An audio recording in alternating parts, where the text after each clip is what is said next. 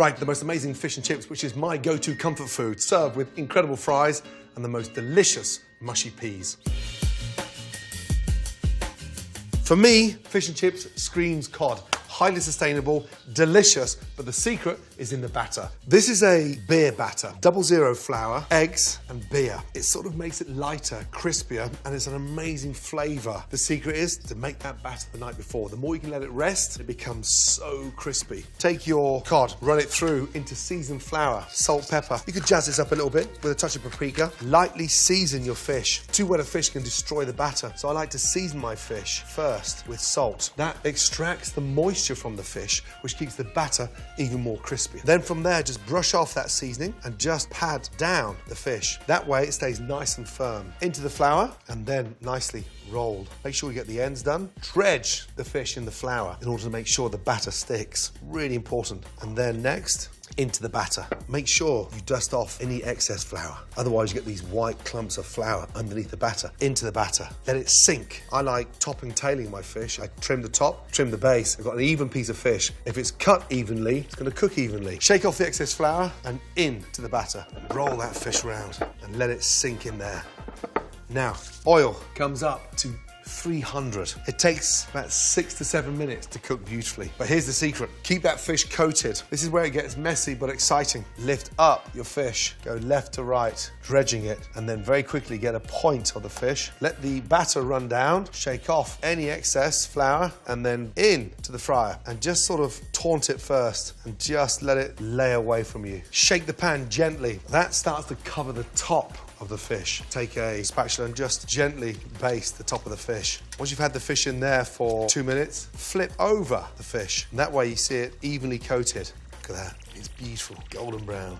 Now, take that out, shake it well, let that sit. They're like these perfect parcels, and literally let that sit there. Now, as it's piping hot, you salt and just lightly season the top. And what happens to the fish now, it just gets even crispier, but the batter's seasoned underneath and on top, and that's really important. Right, fries. These are Yukon Gold potatoes, and basically just peeled, not washed, because I want the starch to get really nice and crispy. I start them off at a very low temperature in a way that I blanch them, and that is literally in the oil first for 2 minutes at 330, in. Blanching basically means cooking with no colour. And the secret here now is to blanch them for 2 minutes at 330, take them out, let them rest, crank up the heat, go from 320 to 385. Great. Now the temperature's risen, fries back in, second time cooking, and this time it's getting them really nice and crispy. A great indicator cooking in fryers is that when it starts to float, it's a confirmation that it's cooked, whether it's fish, chicken or fries. Cooking fries twice, blanching them first and then putting them back in hot oil at the end is so much more healthier because they don't sit in the oil for anywhere near as long as frozen fries, so it's really good to cook them twice. Super healthy. Fries are done, shake. You can hear how crispy they are. Out onto a tray, drain them really well, lightly rub off the excess fat, let them sit there. I love placing them into a bowl, fresh parsley on top, a touch of paprika, and then a touch of salt and pepper, and then from there, just roll them around. You can hear how crispy they are. Beautiful. Fish and chips would not be complete unless we got peas. I use frozen peas all the time, so don't be scared. A splash of oil, just a splash. Peas go in. Beautiful. Touch of salt, touch of pepper, a little hint of shallots, minced in, and garlic. It's a great way of elevating mushy peas. From there, a little knob of butter in, and then you just toss those peas. Once that butter's evaporated, we turn off the gas and then just crush. Beautiful. And that's where you take this frozen pea into a mushy pea. And we're sort of trying to break it up almost like a sort of, like a puree. But I don't want to refine them too much because the flavour is when you burst them. Touch more butter in there. The butter gives it a really nice glossy finish. One more little finishing touch, some fresh mint. Just bring your leaves down, lay them on top of one another. Get your largest leaf on the bottom, roll it really tight, and then just shred. Let the knife do the work. Look, beautiful, fresh mint. Now sprinkle that over your peas, and that just lifts the peas beautifully. When I serve lemon on a plate, I take these bits off.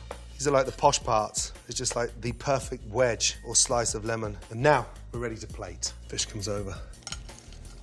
Hear how crunchy that is. Fries, place them there. Hear how crispy they are. Beautifully done. And then from there. This beautiful mound of mushy peas placed to the side. Finally, a sort of Rolls Royce of sauces with fish and chips. Tartar sauce, there's a mayonnaise with gherkins, onions, and the most amazing capers in there. That goes on the side, and that just cascades off. And how can you serve fish and chips without lemon? I get my lemon here and I just squeeze it over the fish onto the salt, and then got a fresh one there, literally for seconds. And there we have fish and chips a la Gordon.